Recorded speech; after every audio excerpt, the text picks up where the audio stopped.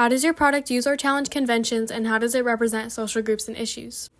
My film Reflection is a drama following the life of a teenage girl named Aurora who struggles with anorexia nervosa. I chose this topic because it's a common problem that many teens will experience in their lives, whether it is them, their friends, or family members.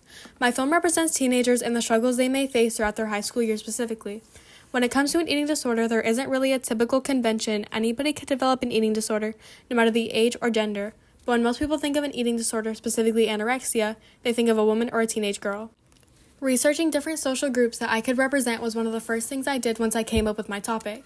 Choosing a social group that I as a director could relate to gave me more creative ideas since I talk to my target audience every day.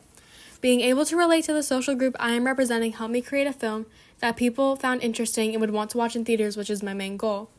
Accurately portraying my topic was very important to me, and I felt like I could portray this type of character best if I made my main character a female, because statistics show that 90% of all anorexia cases are women and only 10% are men. I was also able to accurately represent my social group because I can understand them and the things they go through as teenagers in a high school setting. The genre I chose for my film was a suspenseful drama that keeps the audience wondering what would happen next. Instead of going against these conventions, I used them to guide my planning and filming as I was making the film. There are many subgenres when it comes to drama, but I decided to stick with the normal textbook definition and go off of that. In my film, I utilized the suspense aspect of drama and had a few scenes where people are wondering what is going to happen next, such as my final scene where Aurora passes out and Dean runs over to her, or when she runs into the bathroom to throw up after eating.